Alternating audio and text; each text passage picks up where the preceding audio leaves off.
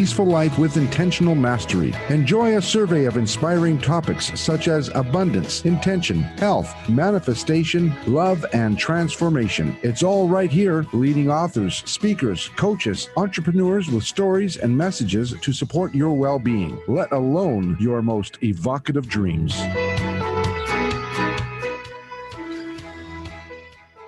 Oh, wow. Nothing like jumping in right at the right moment. Da, da, da, da. Welcome to Life Mastery Radio. If you were wondering what I was talking about, I had a little difficulty connecting to the studio today, but I think we're in. A little shaky. Jackie, how am I doing?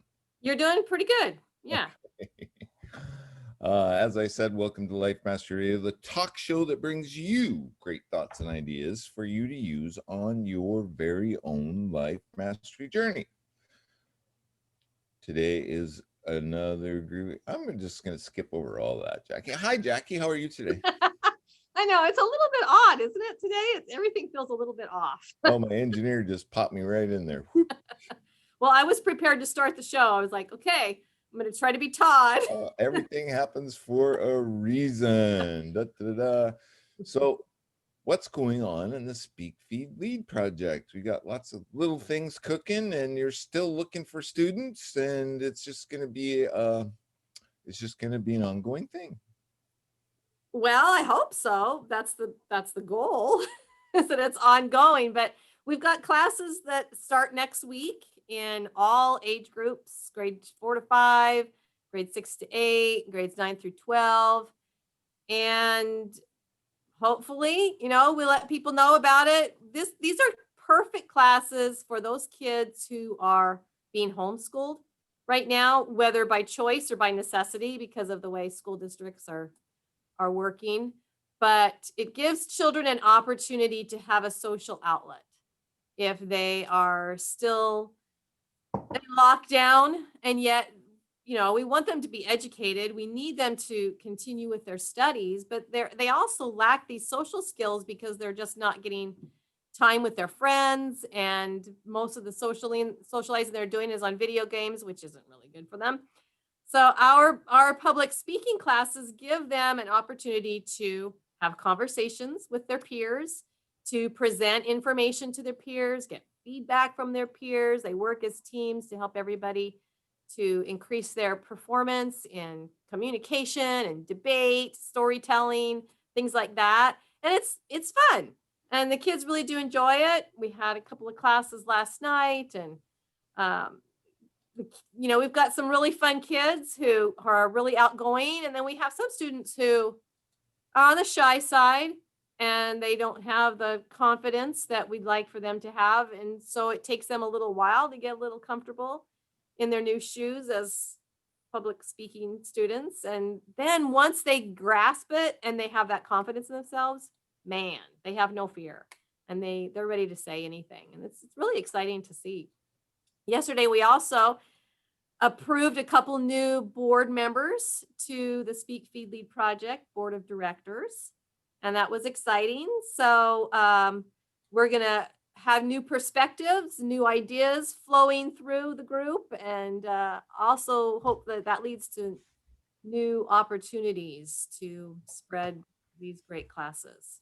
Yay, that sounds really cool. And you bought enough time for me to share the watch party on Facebook. Did my job. I'm getting it figured out now. So Rebecca, you can find it on my Facebook page or on the Life Mastery Radio page, and Rebecca will share it to all of her peeps, and we'll encompass the entire planet with this great talk show. That's really cool.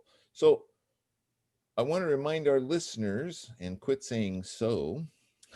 I want to remind her, today's show page is at www.lifemasteryradio.net or .com, whichever one you prefer. You can go there and check out all of our cool shows. You can check out our newsletter. Our newsletter goes out. Jackie does a great job creating this newsletter. I'm putting our on it, but she's the one that does it. She sends it out every week to our list. So sign up to get that newsletter, and you'll find out exactly who's been on the show, who's coming on the show, and a blog post about the show so that you can share it or watch it or listen, and it will lead, you could even go to YouTube and check out some of our past shows. So if you find yourself with nothing to do and you're hanging out looking for something to do, check out some of our shows. We have some really great shows. I think there's probably close to, there must be well over 200 at least. I think there's about 300 shows from Life Master Radio. On YouTube though. I think we on YouTube. Yeah.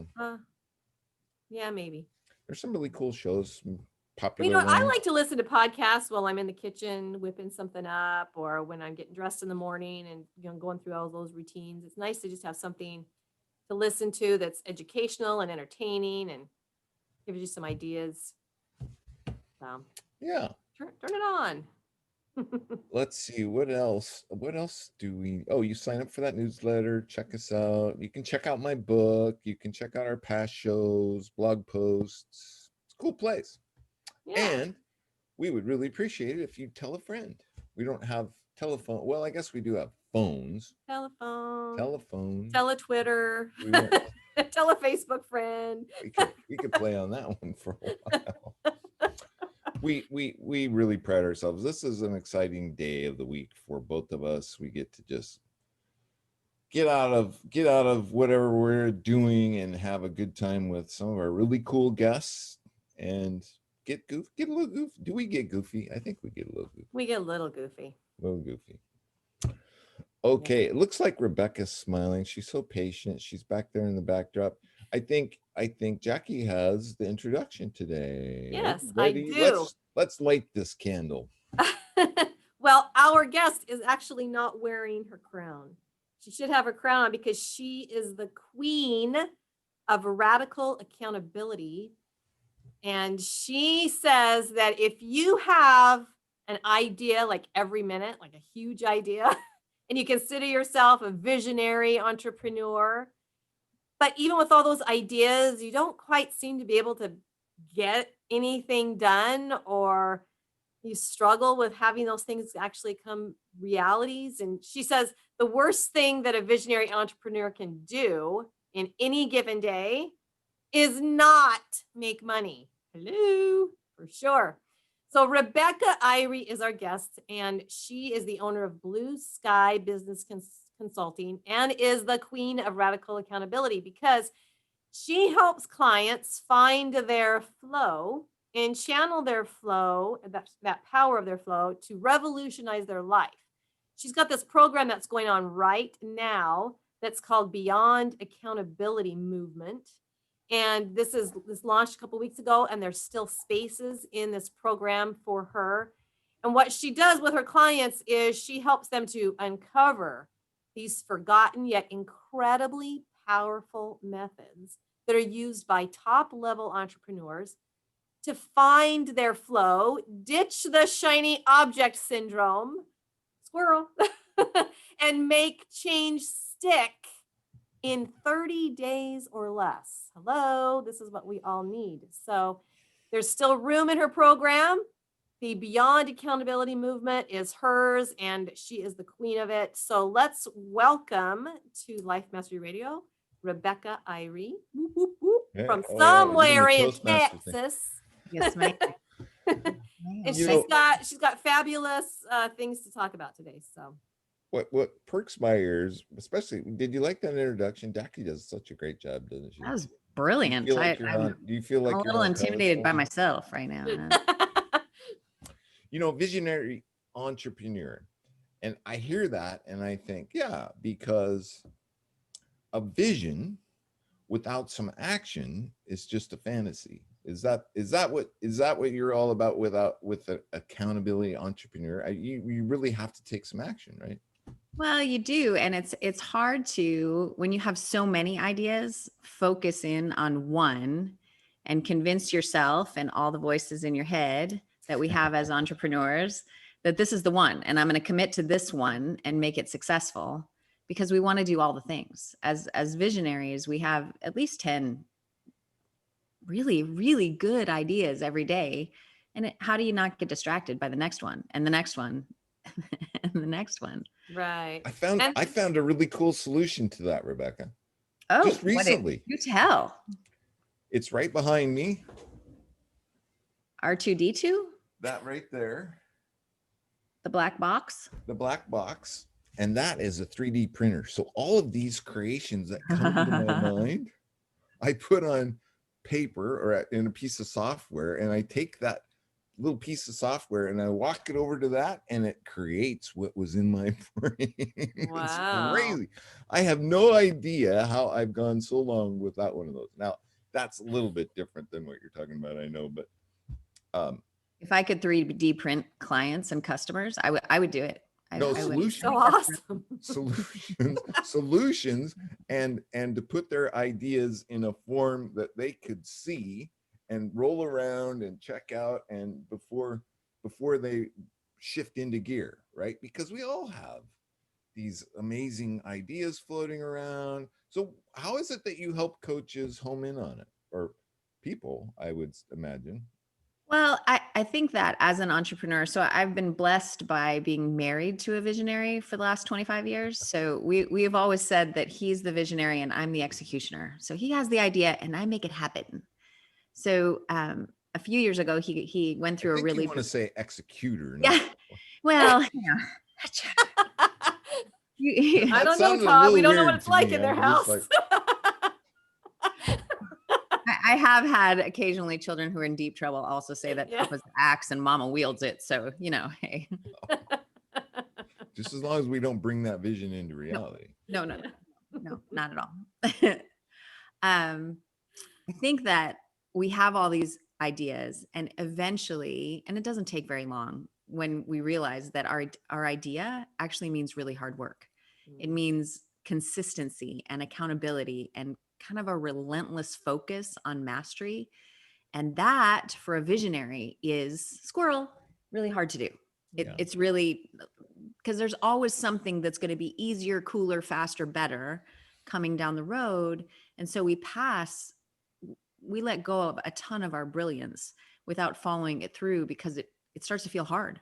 It starts to feel like work, and that's not fun. That's not fun. So, which is why I say the worst thing you can do is not make money, because you need described this, right? We need that Yeah. sustenance. We have to be able to be productive, and it makes a huge difference if we're making a difference in other people's lives, which you are doing, of course. But I really gave this some thought years back, and I came up with this term of the law. Remember the days of the law of attraction and the law of reciprocity and all those laws that were floating around, which are still viable today. But I came up with the law of distraction. Yes. There's a How mu- law, so I'm a law keeper.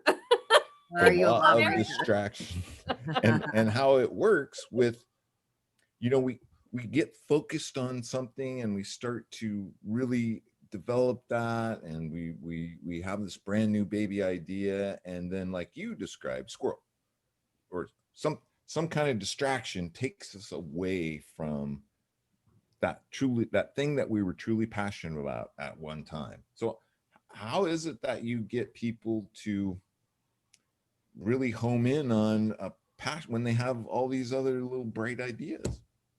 I think that the first thing we start with when you start with Beyond Accountability is, what's your purpose?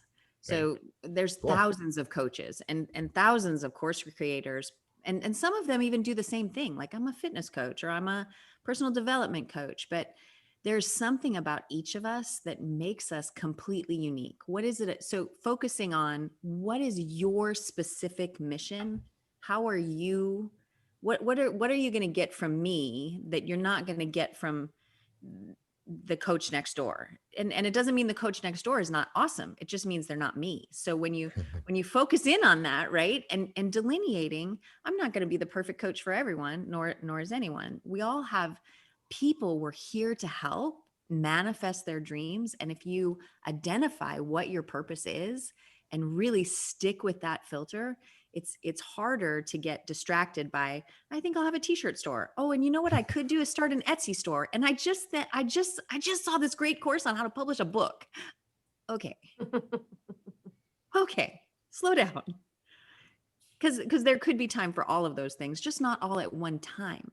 Well, you don't have time to do that, right? So then you just end up hunkering down in one place thinking, gosh, I had all these great dreams. I could do all of these really cool things. And here I sit. Right. surrounded by brilliant $1 million ideas and acting on none of them. Right.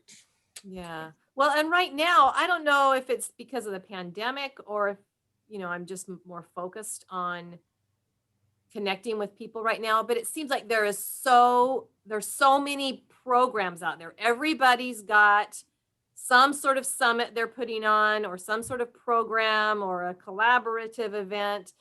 They're going on all the time. And I think, gosh, I could learn from every one of these things. But if I were to attend all of them, I would have several laptops going at the same time, trying to watch them all on the same day.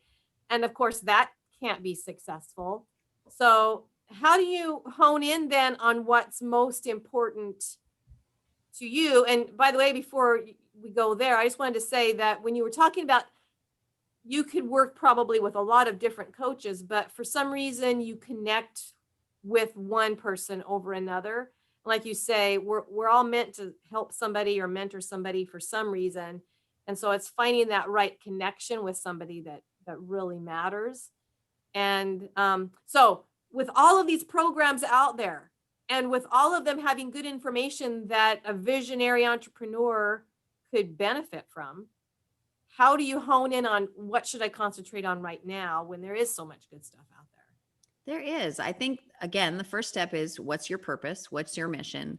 The other thing that we put into practice almost from day one with everyone who comes into the Beyond Accountability movement is a someday maybe list.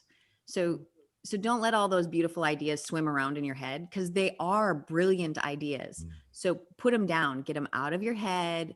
We create a special place for everyone who's a part of the movement to say, this is a place for all your brilliant ideas, because we will tackle them, just not today. Today, we're going to tackle your signature, your mission, the thing that you are here on this earth to do. And maybe someday that will be a t-shirt, but not today. Today, it's going to be the main thing. And someday it could be a t-shirt or a Etsy store or a book or a program but today we're going to stick right here. And I think that we see a lot of motivation from our members because they set a long-term goal. We help them set a goal that's 12 to 18 months out. So it's big. It's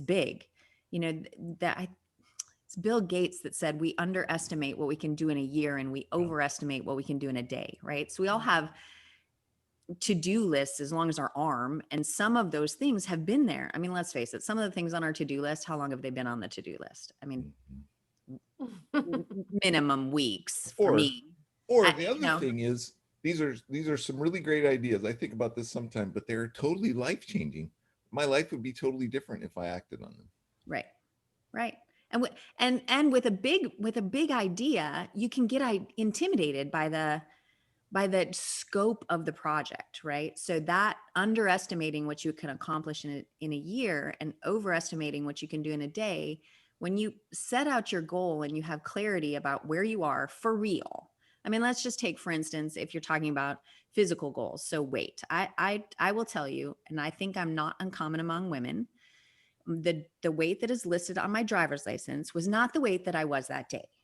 It was the weight that I was going to be, because I was going to work out and I was going to get back to fighting weight and I was going to, and the DMV people didn't call me out on it, which they totally could have, but they didn't, thank God. But with the best of intentions, it was my intention to do that. And so we get into that overwhelm and seeing the best. We see reality as what we're going to do, not what we're doing. So getting really clear about, okay, if it's physical, okay, how much do you really weigh right now today? It's not good or bad. It just is what it is. It's okay. What is it? When's the last time you went to the doctor, the chiropractor, the dentist, all the things that go towards a really radiant, healthy lifestyle? Get clarity on that and then decide where you want to go, right? So maybe you want to be a certain weight or a certain size or or maybe you just want to feel good and not get out of breath going up the stairs. Like, that's a goal. That's a good thing. And then reverse engineering that down to the daily goal, which all of a sudden is not a big thing. Like, your daily goal might be, I'm going to do 5 push-ups and tomorrow I'm going to do 6 push-ups. Okay. By the end of the year, you could be doing 100 push-ups, but you don't think about it that way. And in any area of life, those big audacious goals can be broken down into little tiny daily actions that you just make progress on every day. Yeah. We had a woman in our program, Lucy, who she'd been married for 15 years and she was just done. I'm like, I just, this is not working for me anymore. My kids are grown. I'm peace, brother. I'm out. And she's sweet. And her husband was a wonderful guy and she was great. But as we started talking about it, she's like, that's not really what I want to do, but I'm not happy. And so we created a goal for her where her action step every day was just simply, it was in the pandemic. So this is what you're going to do. Just shut your computer when he comes in the room, and give him your attention. Just that was her first week's line item was, when he comes in the room, do you shut your computer and actually make eye contact and talk to your husband, which is not, doesn't seem like a big deal. But how many of us, especially now, look at our spouse and this is what you see because the computer screen is always there, or they have their phone in their hand and they're half looking at you and half, just that little thing made a huge difference. And we had other action steps after that, but after 3 months in the movement, I'm not going to say they were teenagers in love, but they're committed to their marriage and they're going to stick to it based on little tiny daily actions. So breaking audacious goals down into little things and having somebody say, hey, did you close your computer and look at your husband? Did you do that? Right. That's the secret sauce right there. Accountability is huge. But I understand that thought process is the best way to eat an elephant is one bite at a time. Yeah. Maybe some have it out there, haven't heard that. But so in the pre-show, my understanding was a huge part of your program is the accountability piece, which I know to be pretty important. If you tell a group of people your intention and your action items, and you have to report back to them in a week, it makes it doable. Absolutely. And it matters who you're accountable to, right? I always tell people in my doctoral program, which I'm still working on, I another big elephant, right? Yes, one bite at a time. Yes. I learned about the Lakota medicine wheel, and their seventh power was actually accountability to yourself and to your community. But they had an interesting phrase, and this isn't totally true to the Lakota language, but basically it said, don't be accountable to anybody who lives in your teepee. Like you just can't do it. And when you think about it, that's true. I cannot be accountable to my husband because he loves me and he wants me to be happy. He gives me excuses and he loves me better than I love myself. So let's just be clear. He's a wonderful man, but because he loves me and he wants me to be happy, he's the first person to say, honey, you've been doing so good on your diet. You can have, it's date night. Go ahead and have a margarita. It's okay. It's okay to sleep in today. You've been working and it's kind and it's loving and it's sweet, but it's not what I need to achieve my goals. So having that accountability to someone who's a mentor, who's going to say, did you? And if you didn't, now we have to revamp everything you said because we've lost ground. You only want to do that once or twice before you go, this is way too much work. I'll just do the work in the first place. I want to do that. But it's somebody who's not going to say, oh, you had a hard day. Oh, I understand. No, well, okay. We all have hard days and let's get it done too. I think somebody famous made the statement that it's hard to be a doctor in your hometown. Yes. Right? Because the same principle goes. It's hard for them to understand or take into account the true reality of what it is that you're trying to do, or without coddling you or pampering you or saying it's okay.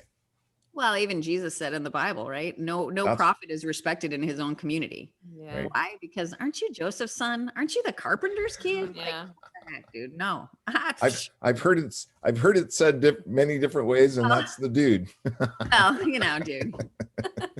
That's the dude. Dude, we're friends, we hang out. Also, Rebecca, it sounds to me like some of these clients you work with then are not just accountable to their business, but are you also helping them be accountable in their relationships and with their diets as well? Is that part of your program, or am I just hearing? Yeah, no, absolutely. I think, yes, that was an unclear answer. Sorry about that. So I really believe in a life in balance. So one of the things that I learned as a young entrepreneur, so both my husband and I started businesses before we were out of high school. I started a business. I saw an ad in the local paper. Yes, I am that old. And it said, send me $1 and I'll teach you how to make money. And so I did. That was I had big. $1. I got $2 allowance a week. I spent half my allowance to get the thing. And it was put an ad in the paper and tell people you'll show them how to make money if they send you $1. And so my dad came home. It was big. It was huge. It was in every magazine, every comic book. It was everywhere. Yes. So I started my own. I used my maiden name, Wolf. I was Wolf Incorporated. And so my dad came home one day and the mailbox was stuffed full of all these envelopes to Wolf Incorporated. And I was 12. And he came to me and he's like, what have you done? And I'm like, no, it's a business. It's my So by the time my husband and I met, we started our first business in medicine, actually, 2 young 20-year-olds. By the time we were 22, we signed our first $1 million contract. Wow. And here's what we learned. You can be radically focused on your business and everything else becomes dim in your life. Yeah. So we both put on tremendous, at my highest, I'm almost 300 pounds. I stopped looking because I was afraid. And our kids, were just we homeschooled. So they would, whatever they kind of want to do. I mean, they watched a lot of Disney and we lost contact with each other unless it was business. And for my 30th birthday, my husband took me to Vegas and he said, there's only one rule. We'll go to Vegas for a week, but we can't talk about the kids and we can't talk about business. And I'm telling you, the first 48 hours were very quiet. We both went, this is not okay. You have to have balance in your life. Or you might have a successful business, but you've gained 15 pounds. Your husband is ticked and your kids think this is what mom looks like. No, okay. That's not okay. So in Beyond Accountability, we really work on every area of life, your relationships, your spiritual life, whatever that may be. It doesn't matter what it is, but your journaling, your meditation, whatever your practice is, your business and your fitness, because those things are going to give you a well-rounded life. I think there are gurus out there who will say you need to work 24 hours a day, 87 days a week. And that's how you become. And maybe that's true. That's not the life I want. I want to know my kids. I've been there, done that, and got the t-shirt. But like I always say, a heavy price. Right. Yeah. You don't get to know how you don't want to be until you get there. And then you realize that balance is a huge part of it. And getting people to realize that, though, must be a real trick, Rebecca. I think that clarity piece it's the first week or so in the movement are difficult. Like getting really real about where you are. Like, how happy are you in your relationships? What's your kid's favorite color? I've asked parents, what's your kid's favorite color? And they'll be like, I don't actually know. What book are they reading right now? Hey honey, what book are you reading? So just those daily, and this just takes a small conversation, but really getting real about where you are in life is hard. It's hard to look at sometimes and go, oh crap. Oh, this is not. So it's hard. And but once you know that, cage rattlers. Sorry? Those are real big cage rattlers. They are. Well, I'll tell you, when I first, so at the beginning of the pandemic, I realized that I had several clients that I was servicing that were dealing with massive success in one area. And then other areas were not going great. And so I decided to put this program together in a more formal way. It's kind of what I had always done with 7 kids and foster kids and homeschooling. You have to have processes in place. And so when I looked at the health area, I said to myself, well, practice what you preach. So I asked myself all of those questions, and I tend to lean towards the hippie side. I'm very natural medicine. I had my kids at home. I hadn't been to an actual MD in years. It had been years. So I went to the doctor and she said, well, you are over 40, so you probably should have a mammogram. And I went, girl, I've nursed 7 children. I don't even, nothing is going to go wrong. Like but I'm like, okay, it's part of the program. So I will do it. And I did. And I'm on the phone with a friend who also has a bunch of kids. And I got a letter from the doctor saying, oh, you have a lump in your breast. And I went, well, what the, are you kidding me? That's not supposed, no, I did all the, mm-mm. And I went to have it checked, and it turned out to be, just one of those cyst things that it was no big deal. End of the story was, but I realized that my own arrogance about an area of life that I hadn't paid any attention to could have actually been a life-threatening situation. And I just hadn't paid, it wasn't that I didn't care about my health. I just didn't pay any attention to it. And how many times do we do that with our relationships or our health or even our business or our employees or our clients? Like, yeah, I'll get to it. And then you don't. And then you get a letter in the mail or a phone call and go, oh, crap.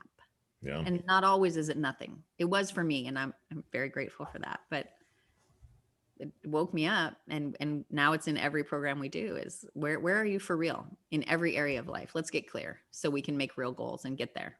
I want to take a minute and remind our listeners that you are tuned into Life Mastery Radio with Todd and Jackie. Jackie's in, is that beige or pink? Is that beige? It's beige and pink. Beige and pink. And our guest today is Rebecca. She's the one with the long hair. Hi, Rebecca. And today's show page is at www.lifemasteryradio.net. Any links that we talk about, you'll find a link to Rebecca there, links to our past shows, links to the newsletter that you can sign up for, links to my book. Oh, shameless plug. Where's that? Here it is. Da, da, da, da. 6 Keys to Life Mastery. You can find it there. Click on it. It'll take you to Amazon. You can read that book. It's a short read.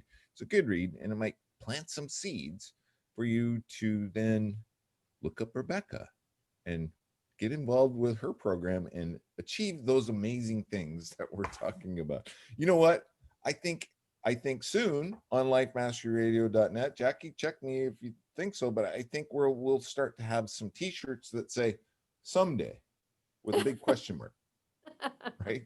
Right. What do you think, Rebecca? I think that'd be great. You inspired me. You totally inspired me. I thought that was a brilliant thing. And you even included the word brilliant is a someday list. Yeah. So take all those ideas. We talked about this in the first half of the show. Take all those ideas that pop into your head and put them on paper. You know what, Rebecca? I think that is brilliant because then they don't pop around in your head anymore, really. Right? In fairness, I got it from David Allen and his Getting Things Done. I don't know if you're familiar with his program. I've heard. Yeah. It's the first thing he says is you lose things because you're trying to keep track of everything in your brain. So just sit down and get it all, everything you have in there, write it all down and then do something with it or don't. But it's there. You don't have to worry about it anymore. So the mental clarity that you get by just saying, it's there. I'm not going to forget because I've written it down. It's amazing. So even at 2 a.m. in the morning, when that little part starts to do its 3D swirl in my head, and I think, and then I run to my 3D printer and print it out just so I can just write it. Wow. I'm kidding. I'm totally kidding. Look at Jackie. She's laughing. Well, what I want to know is how you help the person, because I mean, all of this sounds really great in theory, right? Okay. So I'm going to be accountable. I'm going to set these goals in these different areas of my life. And then I'm going to have someone to check in with and be accountable to. But what do you say to somebody who can't let go, who feels like if they don't give 100% focus to business, for instance, then they're not going to be successful. And that's going to be at the detriment of everything else, because if your business isn't successful and you're not making money, then your family's not going to be happy, which is going to, affect the relationships there. You're also not going to be able to eat like you'd like to because fast food is just easy, So how do you help someone who just is perpetually focused on, I got to do this, and, don't tell me about other things. I have to really just focus on it. How do you get them to try something different and ease up on that so that they can actually have that balance that you're teaching them to have? My experience with entrepreneurs like that is that they're really ruled by the tyranny of the urgent. Like we're busy all the time doing all the things, and all the things that we're doing aren't always the things that we should be doing. They're not the needle movers in our business. And we think we have to do everything. Oftentimes, especially now, entrepreneurs think, well, I have to do my course and do my own videos and be a copywriter and send out every email and handle all my automations and do my YouTube and do my podcast and write my book. And I have to do all the things. So don't talk to me about family because I don't have time right now. Oh, okay. But you're not even good at all those things. So you're good at what you're good at, right? Like you're good at teaching children how to speak. Like you're really good at it. That doesn't necessarily make you great at Facebook ads. Like, okay. So being willing to say, what are you spending your time on? Is it the tyranny of the urgent, or are you actually spending your time on things that are going to achieve your business goals? Makes a huge difference. So we have a grid that we put every task through that is this urgent? Is it not urgent? Is it important, or is it not important? And where does it fit in that grid so that we can make sure that we're focusing on things that are ideally urgent and important. Right. So that we're really focusing on moving the needle. And there's, how many things do you do in a day that are neither of those things? I have to order that thing on Amazon. I have to, call the vet. I have to talk to the lawn people. I have to listen to my kids' book report. I have to practice. Okay. Like life is full of all of those things, but they're not needle movers in life. So part of our process is reverse engineering that so that we know exactly, we pick 4 things a week. These are the things.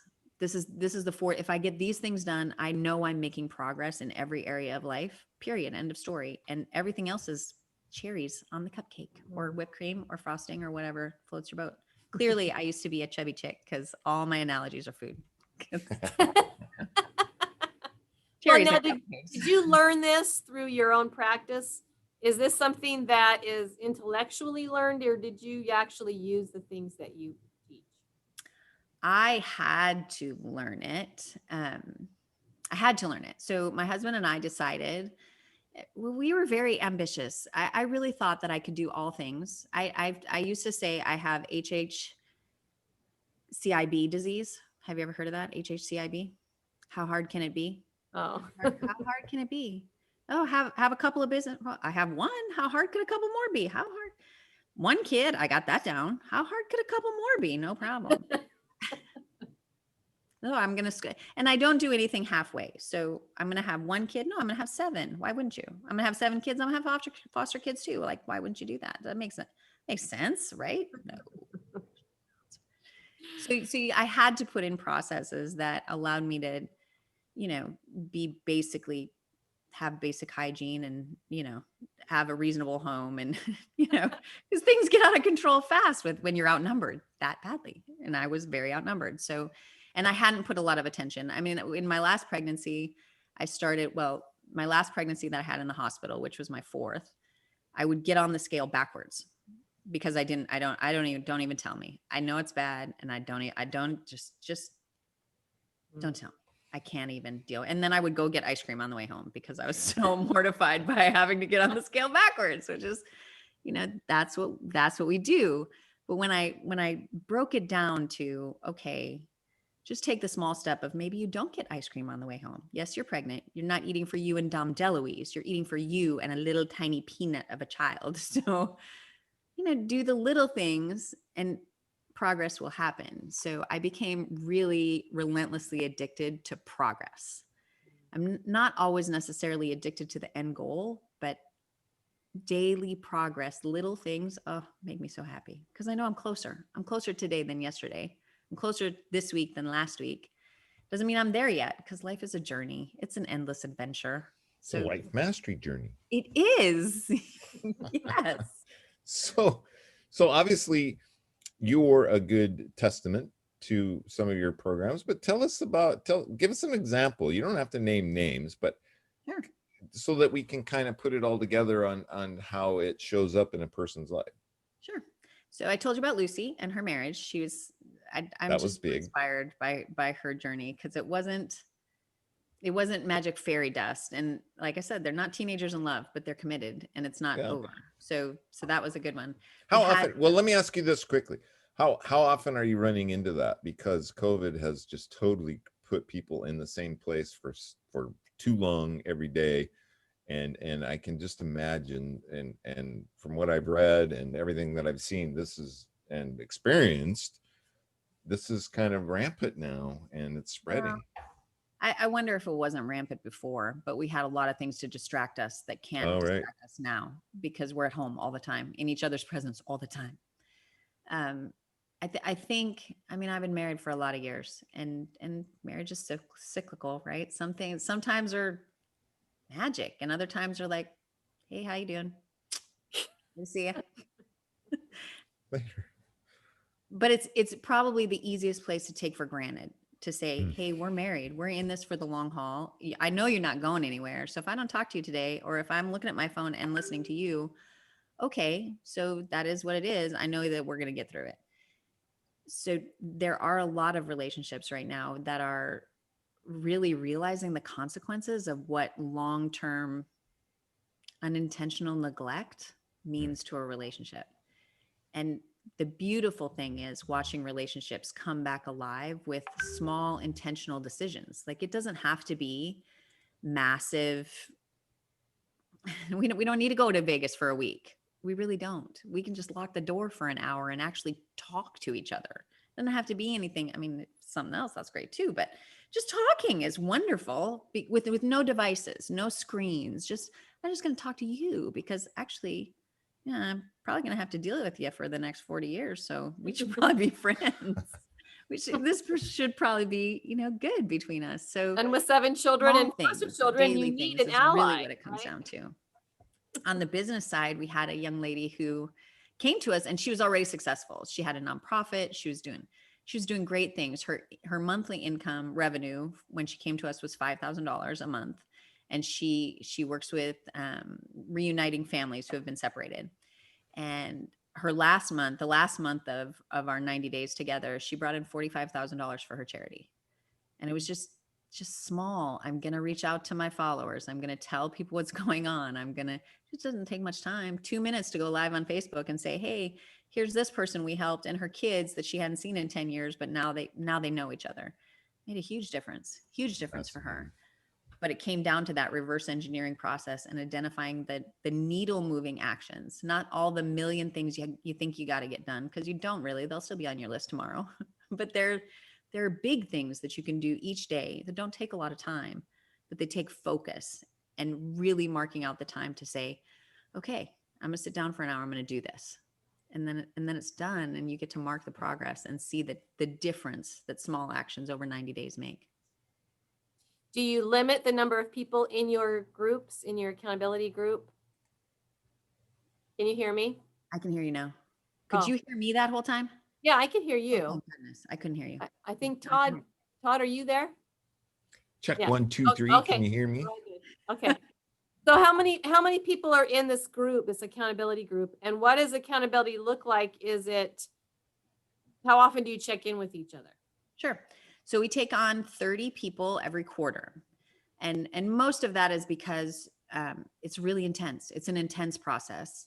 I don't have a lot of coaches that assist me. I handle most of the initial work myself.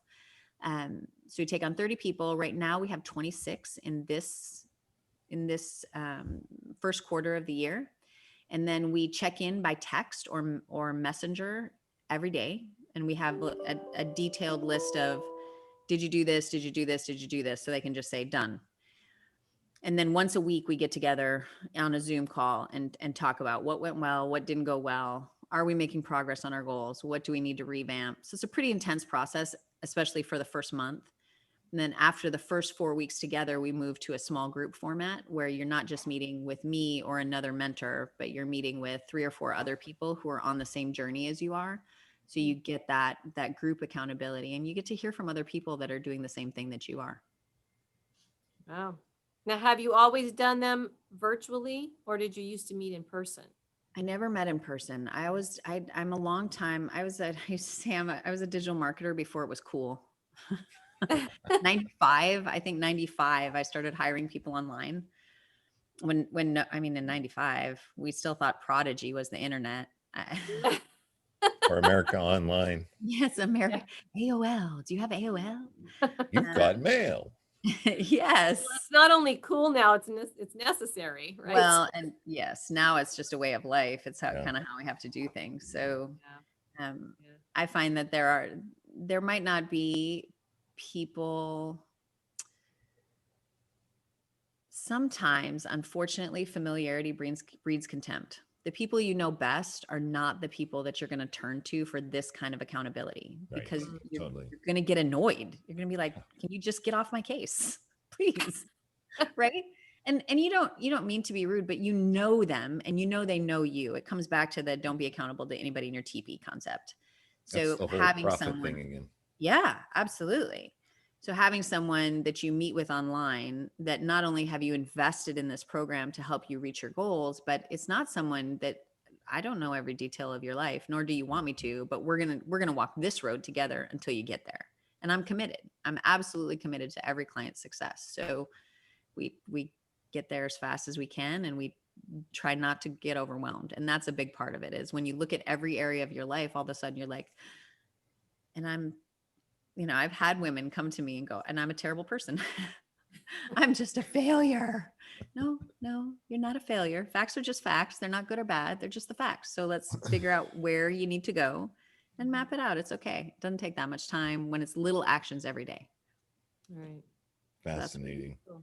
So what is it that we don't know about Rebecca at this point? Ooh, I don't Just know. kidding. Well, you mentioned the Lakota Indians. Are you studying them you said for your doctorate or something, or? I'm involved in a comparative religion doctorate program, and I was raised in South Dakota, which is very close to the main reservation of the Lakota people. So, of course, when I was young, all I wanted to do was get off the ranch. So I was raised on 3,000 acres in the middle of absolute nowhere, South Dakota, which sounds beautiful. And it's wonderful. But all I wanted to do as a kid was get out, let me loose. So I didn't appreciate it the way I should have. But when I came to my doctorate program and I started studying indigenous religions and I came across that, it really resonated with me. And then I realized it was the Lakota people and where they were located primarily now. Of course, it used to be the whole Northern Plains area, but now it's unfortunately just a main reservation is there in South Dakota. I just felt a kinship with that. And it resonated with me, that balance. I think because I tend towards the extreme, right? I was a vegan for 7 years because I don't like fruits and vegetables. So my idea was just eat fruits and vegetables, and you'll lose weight because you're going to eat less because you don't like that food. Yeah. I mean, so I do everything extreme. So the Lakota idea of the medicine wheel and the balance and the consistency, it just really spoke to a part of my nature that is not balanced. Well, there's a lot of wisdom and there's a lot of culture that existed for Tons. thousands of years before what we have today. And today is just a different way of living, but they had a lot of wisdom about a lot of different things because they watched it. They were in tune with it, right? They didn't have the law of distraction working in their lives all the time, other than Buffalo. Yeah. That's right. Yeah, So are you a city girl now, or are you out on the farm again? I have too many. Did you ever see Cheaper by the Dozen? Yes. When they moved to that house and there's toys everywhere and they're playing Apple Smash, and yeah, that's my house. So no, we don't have neighbors close. We're not good neighbors. We're loud. There's stuff everywhere. No, we have a little place in the outer suburbs of Austin and where we can be loud and have kids running all the time and doing whatever. So Yeah. Very cool. And we can play Apple Smash whenever we want. There you go. But it's Texas. You can set out. Actually, we don't play Apple Smash. We put out the pumpkins in November and we just shoot them because that's how you plant best. You just shoot the pumpkins and the seeds go everywhere. And because now you're in watermelons Texas, right? Pardon? Now you're in Texas, right? Yes, ma'am. Yes. Okay. you even said yes, ma'am. Yes, ma'am. That's Texas. So Yes. now, okay, I always admire people who foster children because there's such a need for it, and yet it is so emotionally, I don't want to say draining, but you have to be emotionally committed to it, right? Because the point is to not have that child very long, which is counterintuitive to a nurturing nature that a mother would typically have. So why is it that you chose to foster, and how long has it taken you to get to the number of 20? Assuming you don't have them all right now. I do not have You them have all. to answer that question very quickly because we only have about 4 minutes left. Okay. I'll be super quick. We got into fostering because we had so many children, and we realized that if not for having extended family, if something ever happened to us, our kids would be separated. And it broke my heart to think about little kids who That's are cool. in a hard situation, but then not only in addition to that, but you get taken from your parents and split from your siblings. Like, what is that? That's horrifying.